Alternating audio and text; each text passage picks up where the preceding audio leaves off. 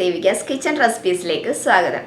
അപ്പോൾ ഒരു ബ്രേക്കിന് ശേഷം ഞാൻ വീണ്ടും വീഡിയോസ് ആയിട്ട് വന്നിട്ടുണ്ട്. അപ്പോൾ ഇതിന്റെ ഇടയ്ക്ക് കുറച്ച് പേര് ഞാൻ വീഡിയോസ് ഇടാത്തത് എന്താണെന്ന് അന്വേഷിച്ചിരുന്നു.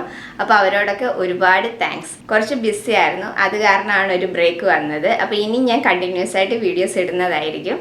അപ്പോൾ ഇന്ന് ഞാൻ കർക്കിടകം സ്പെഷ്യലായിട്ട് ഒരു റെസിപ്പി ആയിട്ടാണ് വന്നിരിക്കുന്നത്. വേറൊന്നുമല്ല, ചേമ്പും താൾ വെച്ചിട്ടൊരു എരിശ്ശേരിയാണ് ഇന്ന് ഉണ്ടാക്കുന്നത്. ഇപ്പം കർക്കിടക മാസം ആയതുകൊണ്ട് ധാരാളമായിട്ട് ചേമ്പും താളൊക്കെ കിട്ടുന്ന ഒരു സമയമാണല്ലോ. അപ്പം നല്ല ഫ്രഷ് ആയിട്ടുള്ള ചേമ്പും താൾ കിട്ടുകയും ചെയ്യും. അപ്പം ചേമ്പും താൾ വെച്ചിട്ട് നല്ല ഈസി ആയിട്ട് നല്ല ഹെൽത്തി ആയിട്ട് ഉണ്ടാക്കാൻ പറ്റിയ നല്ല ടേസ്റ്റി ആയിട്ടുള്ള ഒരു എരിശ്ശേരിയാണ് ഇന്ന് ഉണ്ടാക്കുന്നത്. അപ്പോൾ നമുക്ക് വീഡിയോയിലേക്ക് പോകാം. അപ്പോൾ നമുക്ക് ചേമ്പും താള് എരിശ്ശേരി ഉണ്ടാക്കാം. അപ്പം അതിന് വേണ്ടിയിട്ട് ഞാനിവിടെ ചേമ്പും താള് ഇതുപോലെ ചെറിയ കഷ്ണങ്ങളായിട്ട് മുറിച്ചെടുത്ത് വെച്ചിട്ടുണ്ട്. ഇതിപ്പം ഞാൻ വലിയ ചേമ്പിന്റെ ഒരു തണ്ടാണ് എടുത്തിരിക്കുന്നത്. നമ്മൾ കുരുന്ന് തണ്ട് വേണം നോക്കിയിട്ട് എടുക്കാനായിട്ട്. മൂത്ത തണ്ട് കറി വെക്കാനായിട്ട് കൊള്ളില്ല. അപ്പം അതുകൊണ്ട് കുരുന്ന് തണ്ട് നോക്കി വേണം എടുക്കാൻ. ഇതിപ്പോൾ അരിഞ്ഞു വെച്ചേക്കുമ്പം നിറയെ കാണുന്നുണ്ടെങ്കിലും വെന്ത് വരുമ്പോൾ വളരെ കുറച്ച് മാത്രമേ കാണത്തുള്ളൂ. അപ്പം ആദ്യം തന്നെ ഞാൻ പയറൊന്ന് വേവിച്ചെടുക്കുന്നുണ്ട്. എരിശ്ശേരിക്ക് ഞാനിവിടെ വൻപയറാണ് എടുത്തിരിക്കുന്നത്. 1/2 കപ്പ് വൻപയർ നന്നായിട്ട് കഴുകി എടുത്ത് വെച്ചിട്ടുണ്ട്. ഞാനിത് കുതിർത്തിട്ടൊന്നുമില്ല, നിങ്ങൾക്ക് വേണമെന്നുണ്ടെങ്കിൽ കുതിർത്തിട്ടും എടുക്കാം. 1/2 കപ്പ് വൻപയർ എടുത്തിട്ടുണ്ട്. ഇത് നമുക്ക് കുക്കറിൽ വെച്ചൊന്ന് വേവിച്ചെടുക്കണം. അപ്പം അതിനായിട്ട് ഞാനിത് കുക്കറിലേക്ക് ഇട്ട് കൊടുത്തിട്ടുണ്ട്.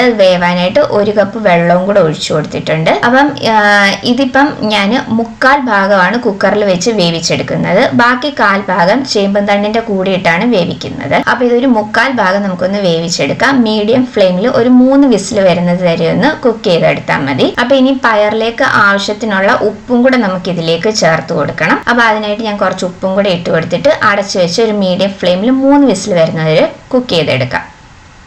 ഇപ്പോൾ ഒരു 3 വിസിൽ വന്നിട്ട് ഞാൻ ഓഫ് ചെയ്ത് വെച്ചിട്ടുണ്ടായിരുന്നു. കുക്കറിന്റെ പ്രഷറൊക്കെ പോയിട്ടുണ്ട്. അപ്പോൾ കുറച്ച് വെള്ളം ബാക്കിയുണ്ട്. അത് കുഴപ്പമില്ല, നമുക്ക് ചേമ്പും തണ്ട് വേവിക്കുമ്പോൾ ഈ വെള്ളത്തിൽ വേവിക്കാം. അപ്പോൾ ഞാനിപ്പോൾ 1/4 ഭാഗമാണ് പയർ വേവിച്ച് വെച്ചിരിക്കുന്നത്. ബാക്കി നമ്മളിനി ചേമ്പും തണ്ടിന്റെ കൂടിയിട്ടാണ് വേവിക്കുന്നത്.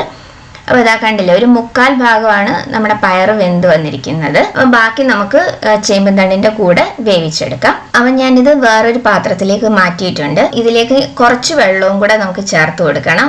ചേമ്പും തണ്ടിൽ ധാരാളം വാട്ടർ കണ്ടന്റ് ഉണ്ട്, എങ്കിലും ഇതിലേക്ക് കുറച്ച് വെള്ളവും കൂടെ ആവശ്യമുണ്ട് വെന്ത് വരാനായിട്ട്. അപ്പം അതിന് വേണ്ടിയിട്ട് ഞാനിവിടെ 1/2 കപ്പ് വെള്ളവും കൂടെ ചേർത്ത് കൊടുക്കുന്നുണ്ട്. ഒരുപാട് വെള്ളം വേണ്ട, 1/2 കപ്പ് വെള്ളം മതി.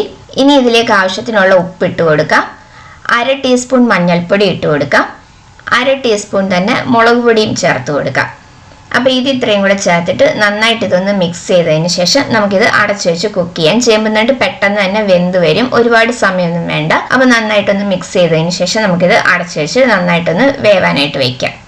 അപ്പോൾ ഈ സമയം കൊണ്ട് അരപ്പും കൂടെ തയ്യാറാക്കി എടുക്കാം. 1/4 കപ്പ് തേങ്ങ എടുത്തിട്ടുണ്ട്. 1/2 ടീസ്പൂൺ കുരുമുളക് പൊടി എടുത്തിട്ടുണ്ട്. അപ്പോൾ ഇതിന് പകരം നിങ്ങൾക്ക് മുഴുവനുള്ള കുരുമുളകും എടുക്കാം. 3 അല്ലി വെളുത്തുള്ളി എടുത്തിട്ടുണ്ട്. വെളുത്തുള്ളിയുടെ അളവ് കൂടിപ്പോകണ്ട, കൂടിപ്പോയി കഴിഞ്ഞാൽ അതിന്റെ ഒരു ചുവ വരും. പിന്നെ ഒരു 1/4 ടീസ്പൂൺ ജീരകവും എടുത്തിട്ടുണ്ട്. അപ്പോൾ ഇത് ഇത്രയും നമുക്ക് ഒന്ന് അരച്ചെടുക്കണം. ഒരുപാട് അങ്ങ് പേസ്റ്റ് പോലെ അരയേണ്ട, എരിശ്ശേരി ആയതുകൊണ്ട്. എന്നാൽ തോരനൊക്കെ ചതയ്ക്കുന്നതിലും കുറച്ചും കൂടെ ഒന്ന് അരിഞ്ഞു കിട്ടുകയും വേണം.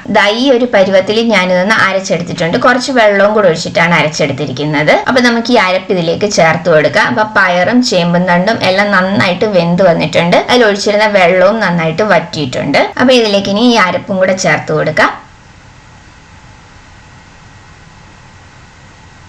ഇനി ഇതിലേക്ക് ഞാൻ ഒരു 1/4 കപ്പ് വെള്ളവും കൂടെ ഒഴിച്ചു കൊടുക്കുന്നുണ്ട്. ചൂടുവെള്ളമാണ് എടുത്തിരിക്കുന്നത്, പച്ചവെള്ളം ഒഴിച്ചു കൊടുക്കരുത്. അപ്പൊ അതും കൂടെ ചേർത്തിട്ട് നന്നായിട്ട് എല്ലാം ഒന്ന് മിക്സ് ചെയ്തതിന് ശേഷം ഒരു 5 മിനിറ്റ് നമുക്കിത് അടച്ചു വെച്ച് ഈ അരപ്പിന്റെ ആ ഒരു പച്ച ടേസ്റ്റ് ഒന്ന് മാറുന്നത് വരെ ഒന്ന് കുക്ക് ചെയ്തെടുക്കാം. അപ്പൊ ഇത് എരിശ്ശേരി ആയതുകൊണ്ട് തന്നെ ഒരുപാട് ഡ്രൈ ആയിട്ടുള്ള ഒരു കറിയല്ല, എന്നാൽ ഒരുപാട് ഗ്രേവി ആയിട്ടുള്ളതും അല്ല. അപ്പൊ ഇത് അടച്ചു വെച്ച് കുക്ക് ചെയ്യാം. ഇപ്പൊ നമ്മളുടെ അരപ്പും നന്നായിട്ട് വെന്ത് വന്നിട്ടുണ്ട്. അപ്പൊ ഈ ഒരു കൺസിസ്റ്റൻസിയിലാണ് നമ്മളുടെ എരിശ്ശേരി വരേണ്ടത്. അപ്പൊ ഇനി നമുക്കിത് ഫ്ലെയിം ഓഫ് ചെയ്യാം. ഇനി ഇതിലേക്ക് നമുക്ക് തേങ്ങായും കൂടെ വറുത്ത് ചേർക്കണം. അപ്പോഴാണ് എരിശ്ശേരിയുടെ ആ ഒരു ടേസ്റ്റ് വരുന്നത്. അപ്പൊ അതിനായിട്ട് ഒരു ചൂടായ പാനിലേക്ക് 1 ടേബിൾ സ്പൂൺ വെളിച്ചെണ്ണ ഒഴിച്ചു കൊടുക്കാം. എണ്ണ ചൂടാകുമ്പോൾ കടുക് ഇട്ട് കൊടുക്കാം. കടുക് പൊട്ടി വന്നു കഴിയുമ്പോൾ അതിലേക്ക് വറ്റൽമുളകും കൂടെ ചേർത്ത് കൊടുക്കാം. ഇനി ഇതിലേക്ക് 1/4 കപ്പ് തേങ്ങ ചിരകിയതും കൂടെ ചേർത്ത് കൊടുക്കാം. 1/4 കപ്പ് തേങ്ങ മതി, ഒരുപാട് തേങ്ങ വേണ്ട. അപ്പൊ ഇതിനി ഒന്ന് ബ്രൗൺ കളർ ആവുന്ന ആവുന്നത് വരെ നമുക്കൊന്ന് വറുത്തെടുക്കാം. ഫ്ലെയിം കുറച്ച് വെച്ച് കരിഞ്ഞു പോകാതെ തേങ്ങയും കൂടെ ഒന്ന് വറുത്തെടുക്കണം. ഇതിലേക്ക് നമുക്ക് കുറച്ച് കറിവേപ്പിലയും കൂടെ ഇട്ട് കൊടുക്കാം. അപ്പോൾ കറിവേപ്പിലയും കൂടെ ചേർത്ത് കൊടുത്തതിന് ശേഷം നന്നായിട്ട് ഇതൊന്ന് വറുത്തെടുക്കാം. ഒരുപാട് ഫ്ലെയിം കൂട്ടി വെക്കരുത്. ഒരു ബ്രൗൺ കളർ ആവുന്നത് വരെ ഒന്ന് വറുത്തെടുക്കാം. ഇപ്പൊ നമ്മുടെ തേങ്ങ ഒരു ബ്രൗൺ കളറായി വന്നിട്ടുണ്ട്. അപ്പൊ ഇനി ഫ്ലെയിം ഓഫ് ചെയ്തതിന് ശേഷം ഇത് നമുക്ക് എരിശ്ശേരിയിലേക്ക് ചേർത്ത് കൊടുക്കാം. അപ്പൊ ഈ തേങ്ങ വറുത്തതും കൂടെ ലാസ്റ്റ് ചേർക്കുമ്പോഴാണ് എരിശ്ശേരിക്ക് അതിൻ്റെതായിട്ടുള്ള ആ ഒരു ടേസ്റ്റ് വരുന്നത്. അതുകൊണ്ട് ഈ ഭാഗം സ്കിപ്പ് ചെയ്യരുത്. എന്തായാലും ഈ തേങ്ങ വറുത്തിട്ട് ചേർക്കണം. ചേമ്പും താള് എരിശ്ശേരി ഇവിടെ റെഡി ആയിട്ടുണ്ട്. അപ്പൊ നമ്മുടെ എരിശ്ശേരി ഈ ഒരു കൺസിസ്റ്റൻസിയാണ് വേണ്ടത്. ഒരുപാട് അങ്ങ് ഡ്രൈ ആയിട്ടും അല്ല, എന്നാൽ ഒരുപാട് അങ്ങ് ഗ്രേവി ആയിട്ടുള്ള ഒരു കറിയല്ല. ഈ ഒരു കൺസിസ്റ്റൻസിയിലാണ് വേണ്ടത്. എല്ലാവരും തയ്യാറാക്കി നോക്കണം. ഇപ്പൊ ഈ കർക്കിടക മാസത്തിൽ ചേമ്പുംതാളൊക്കെ ധാരാളമായിട്ട് കിട്ടുന്ന ഒരു സമയമാണല്ലോ. അപ്പൊ ചേമ്പുംതാള് കിട്ടുന്നവർ ഉറപ്പായിട്ടും ഒന്ന് ഉണ്ടാക്കി നോക്കണം. നല്ല ടേസ്റ്റി ആയിട്ടുള്ള ഒരു എരിശ്ശേരിയാണ്. നല്ല ഹെൽത്തി ആയിട്ടുള്ള ഒരു കറിയാണിത്. അപ്പം ഉണ്ടാക്കി നോക്കിയിട്ട് നിങ്ങളുടെ അഭിപ്രായങ്ങളൊക്കെ കമന്റ്സിലൂടെ അറിയിക്കണം. വീഡിയോ ഇഷ്ടമായിട്ടുണ്ടെങ്കിൽ ലൈക്ക് ചെയ്യാനും ഷെയർ ചെയ്യാനും സബ്സ്ക്രൈബ് ചെയ്യാനും ഒന്നും മറക്കരുത്. അപ്പൊ അടുത്ത വീഡിയോയിൽ വേറൊരു നല്ല റെസിപ്പി ആയിട്ട് കാണാം. Thank you.